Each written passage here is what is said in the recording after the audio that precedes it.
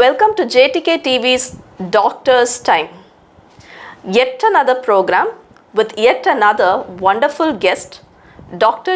Jason Ambrose. Vanakkam, Doctor. So thank you again for being my guest today. So இன்னைக்கு as usual நிறைய கேள்விகளோட தான் காத்திருக்கிறேன். So doctor is a neurologist.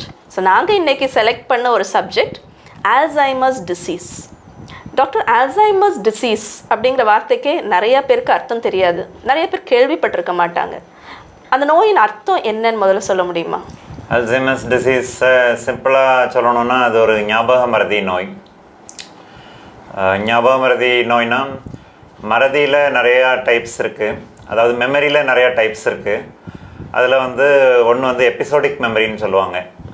Episodic மெமரினா memory of an event. இப்போ ஏதாவது நடந்த ஒரு விஷயத்தை மறக்கிறது பேர் தான் லாஸ் ஆஃப் எபிசோடிக் மெமரி. அதுதான் hallmark of Alzheimer's disease. Alzheimer's disease பேஷண்ட்டோட டிப்பிக்கல் ப்ரெசன்டேஷன் எப்படி இருக்கும் அப்படின்னா, they'll forget கான்வர்சேஷன்ஸ். காலையில் தான் ஒரு விஷயம் சொல்லியிருப்போம், அதே விஷயத்தை திரும்ப கேட்பாங்க, அது திரும்பவும் சொல்லுவோம், அதே விஷயத்தை திரும்ப கேட்பாங்க. அது forgetting கான்வர்சேஷன்ஸ். இன்னொன்று மிஸ்பிளேசிங் அண்ட் சர்ச்சிங் ஃபார் ஆப்ஜெக்ட்ஸ். ஒரு முக்கியமான ஐட்டம் லைக் பர்ஸோ ஹேண்ட்பேக்கோ இங்கே தான் வச்சேன் அப்படின்னு நினச்சி தேடுவாங்க, ஆனால் அங்கே இருக்காது. க்ளூஸ் கொடுத்தாலும் அவங்களெல்லாம் கண்டுபிடிக்க முடியாது. சாதாரணமாக மக்கள் ஏதாவது மிஸ்பிளேஸ் பண்ணிவிட்டு தேடினாங்க அப்படின்னா we can give them clues. நீ அங்கே தானே போனேன், அங்கே போனேன்ல, அங்கே வச்சிருப்பியோ அப்படின்னு ஞாபகப்படுத்தணுன்னா they can remember. அல்சைமர்ஸ் பேஷண்ட்டுக்கு க்ளோஸ் கொடுத்தாலும் ரிமெம்பர் பண்ண முடியாது. ஸோ இந்த ரெண்டு தான் மெயின் ப்ரெசன்டேஷன். ஒன்று ஃபர்கெட்டிங் கான்வர்சேஷன்ஸ், இன்னொன்று மிஸ்பிளேசிங் அண்ட் சர்ச்சிங் ஃபார் ஆப்ஜெக்ட்ஸ். இப்போ எல்லா மறதியுமே அப்போ அல்சைமர்ஸ்ன்னு சொல்லிடலாமா? எல்லா மறதியுமே அல்சைமர்ஸ் இல்லை. பெனைன் ஃபர்கெட்ஃபுல்னஸ் ஆஃப் எல்டர்லி அப்படின்னு ஒன்று இருக்குது. நார்மலாகவே வயசாக கொஞ்சம் கொஞ்சம் மறக்கும். இன்னொன்று வேறு வகையான ஞாபக மறதி நோய்கள் இருக்குது. ஃப்ரான்டோ டெம்போரல் டிமென்ஷியா அப்படின்னு ஒன்று இருக்குது. சின்ன சின்ன ஸ்ட்ரோக்ஸ் வர்றதுனால வாஸ்குலர் டிமென்ஷியா அப்படின்னு ஒன்று இருக்குது. அதுக்கு பிறகு லூயி பாடி டிமென்ஷியா அப்படின்லாம் நிறைய டைப்ஸ் இருக்குது. Okay okay. ஸோ இப்போ இந்த டிமென்ஷியா அப்படின்னு சொன்னதுனால நான் கேட்குறேன், டிமென்ஷியா அல்சைமர்ஸ் ரெண்டுமே ஒன்று தானா? Alzheimer's is the commonest type of dementia, prototype of dementia. Okay. So Alzheimer's disease அப்படிங்கிறது எத்தனை பேருக்கு இருக்கு? அல்சைமர்ஸ் ஏஜ் ஆக அது காமன் ஆகிட்டு போகும்.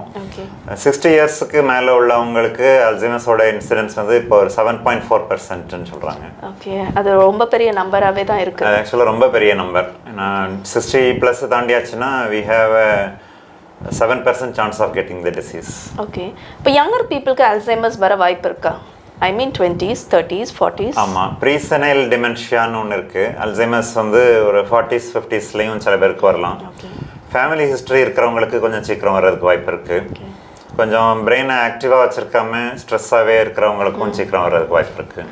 ஓகே, நான் உங்கள் கூட இந்த ப்ரோக்ராம் பண்ணுறதுக்கு முன்னாடி நான் கொஞ்சம் இன்டர்நெட்டில் ஸ்டடி பண்ணும்போது நான் படித்தது என்னென்னா, சைக்காலஜிக்கல் இஷ்யூஸ்க்கும் இந்த அல்சைமர்ஸ்க்கும் ரொம்பவே தொடர்பு இருக்குது அப்படிங்கிறத நான் படித்தேன். இன்ஃபேக்ட் யங்கர் ஸ்டேஜஸில் டிப்ரெஷன், ஸ்ட்ரெஸ், ஆங்ஸைட்டி, ADHD இப்படி take most of the psychological problems. அதுக்கும் அந்த சைக்காலஜிக்கலாக அஃபெக்ட் ஆனவங்க நிறையா பேருக்கு இந்த ஒரு ரிஸ்க் இருக்குது. வயது ஆனதுக்கப்புறமாக இப்படி ரொம்ப கோவப்படுறது, அதை தெரப்பிலலாம் இருந்து சரியாவாங்க. ஆல்கோஹாலிசம், இந்த மாதிரி சைக்காட்ரிக்கும் அல்சைமர்ஸ்க்கும் ரொம்பவே கனெக்ஷன் இருக்குது அப்படிங்கிறாங்க. இப்போ நான் என்ன தெரிஞ்சுக்கணும்னு நினைக்கிறேன்னா, யங்கர் ஸ்டேஜில் சைக்காலஜிக்கல் ப்ராப்ளம்ஸ் இருக்கவங்க எல்லாருக்குமே அல்சைமர்ஸ் வர வாய்ப்பு இருக்கா? அப்படி இல்லை. நீங்கள் சொன்னதில் முக்கியமான பாயிண்ட்டு நிறையா இருக்குது. இந்த சப்ஸ்டன்ஸ் அப்யூஸ், இந்த ஆல்கஹால் அது ஒரு காரணம் தான். இன்னொன்று unhealthy eating, stress is a very important thing. Okay okay. அதே மாதிரி டிப்ரெஷன், ஆங்ஸைட்டி எல்லாமே they increase the risk of Alzheimer's disease. It increases ன்னு சொல்றீங்களா இல்ல கட்டாயமா இவங்களுக்கு ஒரு கண்டிப்பா வரும் கிடையாது. அதாவது nowadays they say அல்சைமர்ஸ் பிரெயினில் அஃபெக்ட் பண்ணுற ஆர்கன் பேர் ஹிப்போகேம்பஸ். ஹிப்போகேம்பஸ்ங்கிற ஆர்கன் தான் மெமரியை ஸ்டோர் பண்ணுது ஆக்சுவலாக. இப்போ the latest concept in depression is அந்த ஹிப்போகேம்பல் growth அண்ட் மெயின்டெனன்ஸ்க்கு தேவையான ஒரு chemical brain derived neurotrophic ஃபேக்டருங்கிற levels வந்து டிப்ரெஷனில் கம்மியாக இருக்கான். Okay okay. அதனால் ஹிப்போகேம்பல் வால்யூமே குறைஞ்சிருதான். அந்த பிரெயினில் ஒரு வளையம் மாதிரி 2 சைடும் ஹிப்போகேம்பஸ் இருக்கும். டிப்ரெஷன் உள்ள பேஷண்ட்ஸுக்கு அந்த ஹிப்போகேம்பல் வால்யூமே குறைஞ்சிருதான். அதனால் it may increase the disease of memory increase the risk of memory loss or dementia in future. ஆனால் கண்டிப்பாக வரும்னு சொல்ல முடியாது. ஓகே. ஹாப்பியாக இருக்கிறது எவ்வளோ முக்கியம் டாக்டர்? ஹாப்பியாக இருக்கிறது ரொம்ப முக்கியம். It can prevent a lot of diseases including Alzheimer's. இப்போ ரொம்ப சந்தோஷமாக இருக்காங்க, ரொம்ப ஆக்டிவாக இருக்காங்க. ஆக்டிவாக இருக்கிறது ரொம்ப முக்கியம்னு நான் நினைக்கிறேன். இந்த மைண்ட் ஆக்டிவாக இருந்தாலே ஐ திங்க் இந்த அல்சைமர்ஸ்லாம் நம்ம அவாய்ட் பண்ணலான்னு நினைக்கிறேன். ஆனால் ஹாப்பியாக எப்படி நான் டிப்ரெஷனுக்கும் அல்சைமர்ஸ்க்கும் தொடர்பு இருக்குதான்னு நான் கேட்குற மாதிரி I want to ask you, ரொம்ப ஹாப்பியாக, ரொம்ப ஹெல்த்தியாக, ரொம்ப எனர்ஜெட்டிக்காக, ரொம்ப ப்ரொடக்டிவாக, ரொம்ப நான் என் மேலே டிபெண்ட்டாக எல்லோரும் இருக்காங்கிறது எனக்கு வந்து ரொம்ப சந்தோஷம். ஸோ என் மேலே நிறைய பேர் என் மேலே டிபெண்ட்டாக இருக்காங்க. அப்படிப்பட்ட எனக்கு அல்சைமர்ஸ் வர வாய்ப்பு இருக்கா? வாய்ப்பு கம்மி, வரவே வராதுன்னு சொல்ல முடியாது. ஏன்னா இது வந்து மல்டி ஃபேக்டோரியல். லைஃப் ஸ்டைல் வந்து only one of the causes. Genetic காசஸும் இருக்கலாம், ஜெனட்டிக் ப்ரிடிஸ்போஷனும் இருக்கிறனால, ஃபேமிலி ஹிஸ்ட்ரி இருந்தால் வரலாம், அந்த மாதிரியும் இருக்கிறனால நம்ம ஹாப்பியாக இருந்தால் வரவே வராதுன்னு சொல்ல முடியாது. But it definitely delay the process. நமக்கு 60 வயசில் வர வேண்டியது 70 வயசில் வரலாம். அந்த மாதிரி நீங்கள் சொன்ன மாதிரி அந்த ஹாப்பினஸ்ஸு, ஆக்டிவாக இருக்கிறது, லைஃப்ல ஒரு பர்பஸோட இருக்கிறது, it can delay the onset of memory loss. Okay okay. இப்போ முக்கியமாக இப்போ ஹாப்பியாக ப்ரொடக்டிவாக இருக்கிறது விட தூங்குறது ரொம்ப முக்கியம் நான் நினைக்கிறேன். ஆமாம், sleep is very important. Okay. அது வந்து இட்ஸ் அ ப்ரூவன் திங். நல்ல தூக்கம் வந்து it prevents neurodegenerative disorders. Okay.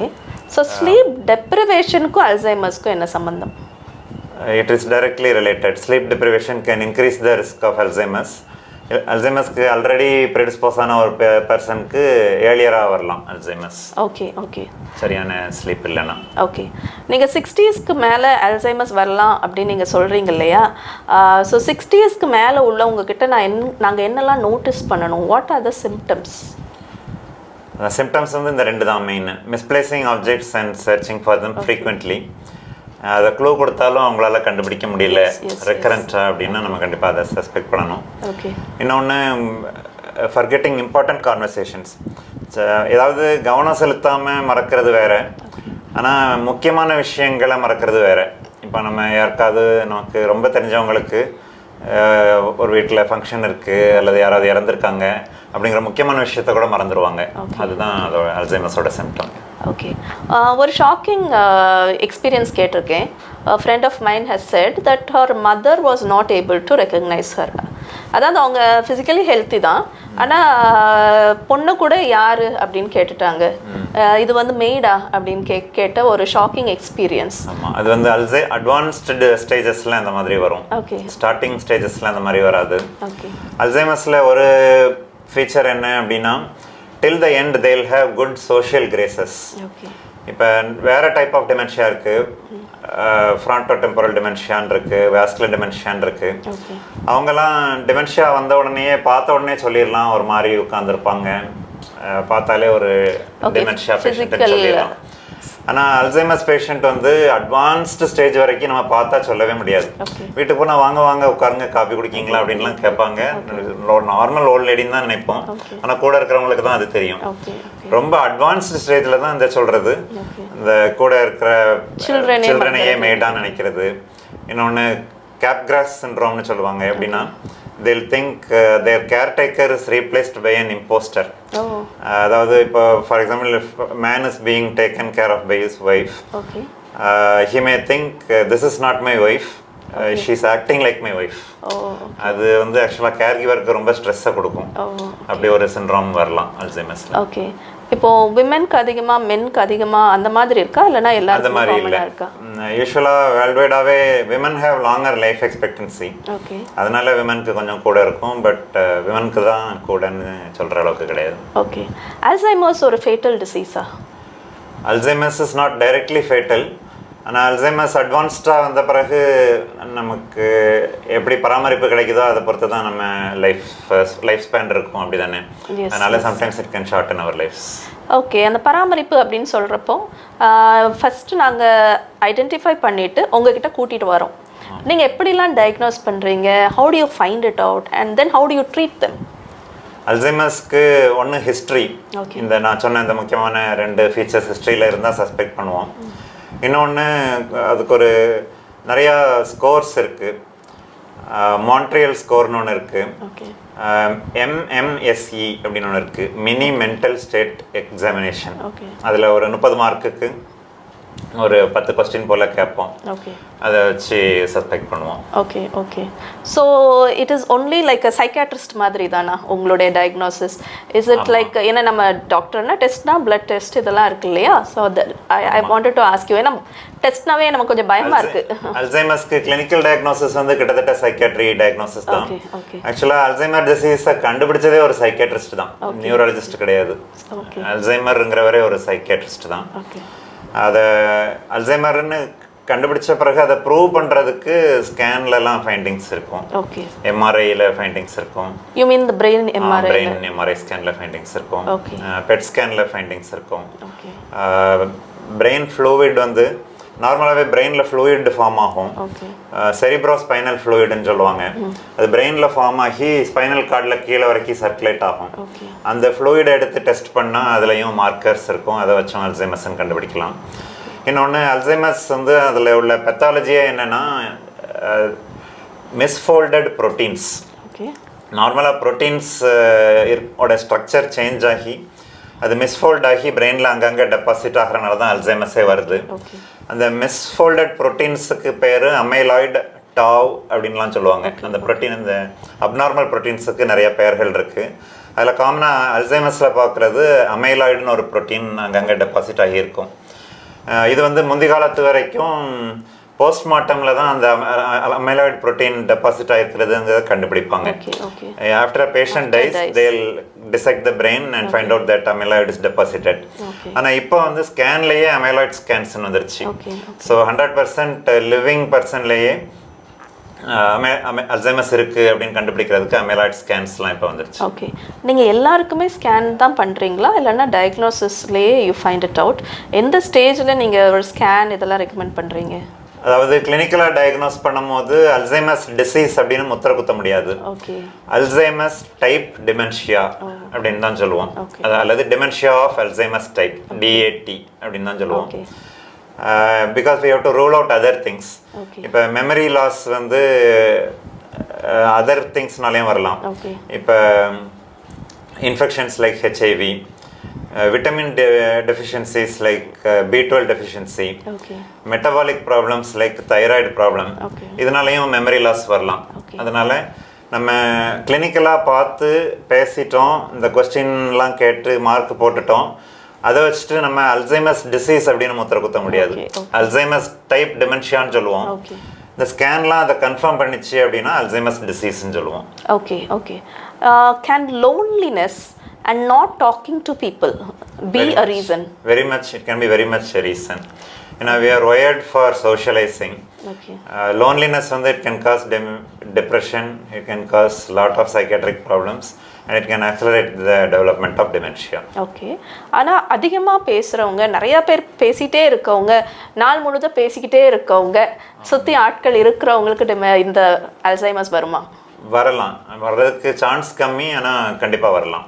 Most of your patients அவங்க லோன்லியாக இருந்தவங்களா இல்லை அதிகமாக பேசிக்கிட்டே இருந்தவங்களா, சோஷியலி ஆக்டிவாக இருந்தவங்களா? சோஷியலாக ஆக்டிவாக இருக்கிறவங்களையும் பார்த்துருக்கோம், லோன்லியாக இருந்தவங்களையும் பார்த்துருக்கோம். ஓகே. நான் சொன்னேன்ல, some Alzheimer's disease patients till the end you can't make out they have Alzheimer's. They'll be socially so nice. Okay. So what is the treatment that you are giving? அல்சைமர்ஸ்க்கு நிறையா treatment இருக்குது.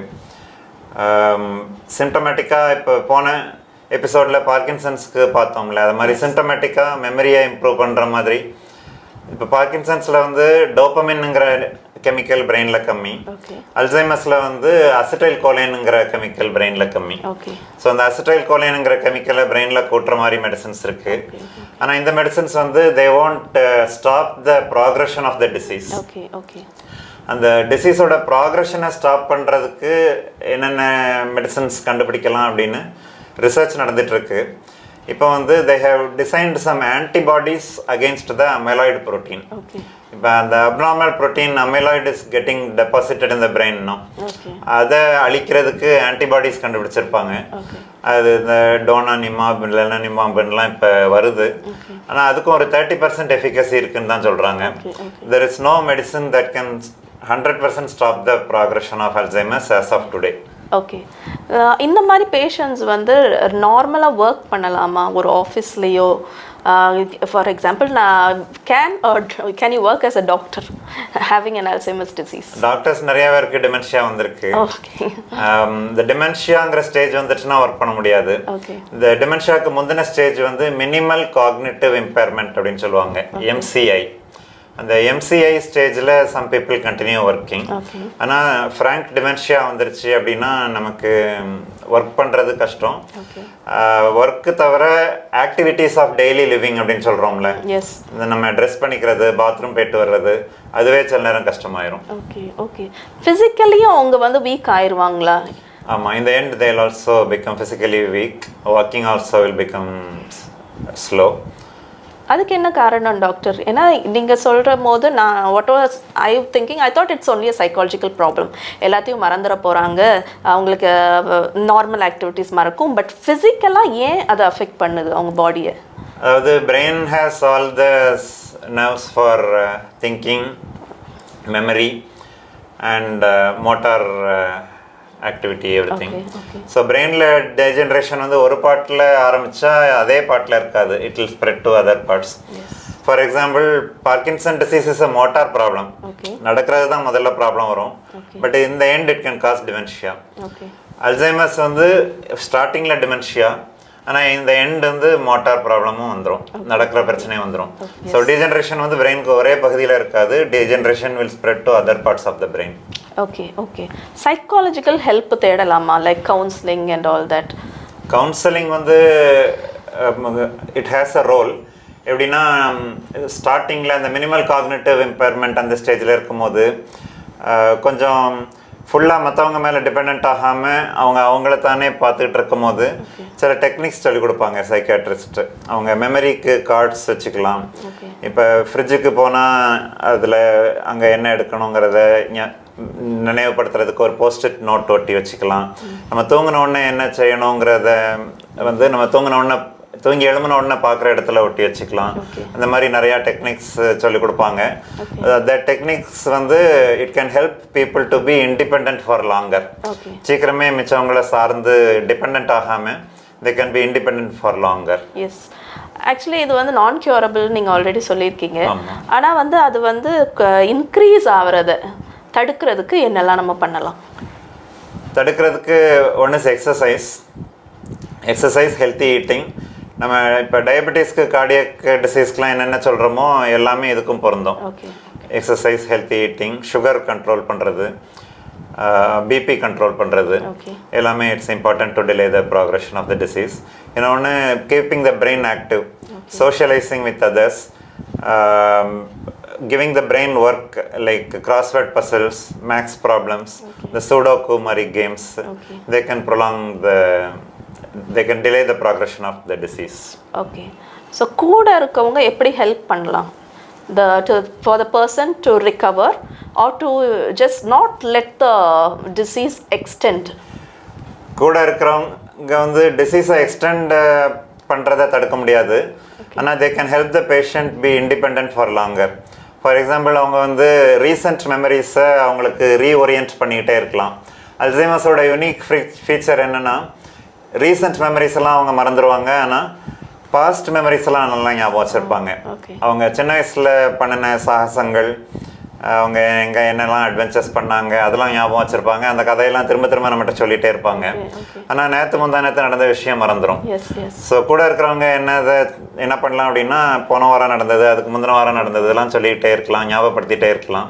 அது வந்து பிரெயினுக்கு ஒரு exercise மாதிரி. Okay. இந்த heart diseases, blood pressure, sugar or any other diseases, அதுக்கும் அல்சைமர்ஸ்க்கும் என்ன ரிலேஷன்ஷிப்? இந்த மாதிரி பேஷண்ட்ஸ்க்கு ரிஸ்க் ஜாஸ்தியா? டயபெட்டிஸ்க்கும் அல்சைமர்ஸ்க்கும் உள்ள ரிஸ்க் லிங்க் வந்து it's a very interesting research topic now. There are some people who have a school of thought which says Alzheimer's is actually a part of diabetes. Oh, okay. And it's not proven as of date. Okay. Diabetes is related to pancreas ன்னு நான் நினைக்கிறேன். But this is related to the brain. And diabetes affects the whole body. Yes, yes, yes. The brain also. Brain also. Okay, but what is the relationship between diabetes and the disease? It's not proven yet, okay. But it's well known that uncontrolled diabetes can accelerate the progression of dementia. Okay, okay. அப்போ உங்களுடைய Alzheimer's patients எல்லாருமே டயபெட்டிஸா? எல்லாருமே diabetes கிடையாது. Okay. So சில பேஷண்ட்ஸ்க்குலாம் ஒரு ப்ராப்ளமே இருக்காது, ஒரு கோமாபிலிட்டிஸ்மே இருக்காது, அல்சைமர்ஸ் மட்டும்தான் இருக்கும். அந்த மாதிரி கூட பேஷண்ட்ஸ் இருக்காங்க. Okay, okay. So what is the final take home message to all the Alzheimer's patients and to the people who are taking care of them? And முக்கியமாக நம்மளுடைய பிரச்சனையே என்னென்னா வலி காட்டி நம்ம டாக்டர்கிட்ட போக மாட்டோம். ஸோ அது நிறைய ப்ரோக்ராம்ஸ்லேயே நான் சொல்லிகிட்ருக்கேன். That's a major drawback. இந்த அல்சைமர்ஸ் வந்து நம்ம டிடெக்ட் பண்ணாததுக்கு ஒரு முக்கியமான ரீசன் அது வலி கொடுக்கல, வலி காட்டி டாக்டர்கிட்ட போக மாட்டோம், அதனால நம்ம ட்ரீட் பண்ணாமலே இருக்கோம்னு நான் நினைக்கிறேன். ஸோ அந்த இதையும் நம்ம பிரேக் பண்ணணும். ஏன்னா சைக்காலஜிக்கல் இஷ்யூஸும் அப்படிதான் நான் நினைக்கிறேன். இந்த டிப்ரெஷன்ஸ், ஏன்னா இதெல்லாம் வலிக்கல, ஃபிசிக்கலாக வலிக்காததுனால சைக்காலஜிக்கல் ப்ராப்ளம்ஸையும் நம்ம ட்ரீட் பண்ணவே மாட்டேங்கிறோம். ஸோ அதையும் நம்ம பிரேக் பண்ணணும். And your final take home message to the viewers. Take home message, what I want to say is mainly for the caregivers. Alzheimer's patients வந்து in the end they'll lose their self and they'll start behaving abnormally. ஏற்கனவே நீங்கள் சொன்ன மாதிரி they may not relate to they not recognize their own relatives. Sometimes they may think that the caretaker is an imposter or an actor. So it causes a huge stress on the caregiver. Yes, yes, yes. Caregiver burnout அப்படின்னு ஒன்று இருக்கு. It's a very painful condition. நல்லா இருக்கிறவங்க Alzheimer's பேஷண்ட்டுக்கு care பண்ணுறனால they will lose their own mental health. Yes, yes. So கேர்கிவர்ஸ்க்கு நான் சொல்ல விரும்புகிறது என்னென்னா, you have to take breaks.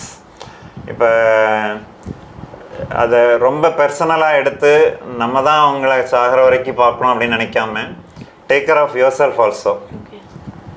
இப்போ சில்ட்ரன் நிறையா பேர் இருந்தாங்கன்னா மாற்றி பார்த்துக்கலாம், அல்லது ஒரு கேர்டேக்கர் வச்சு கொஞ்ச நாள் பார்த்துட்டு you can come back with renewed energy to take care of the patient.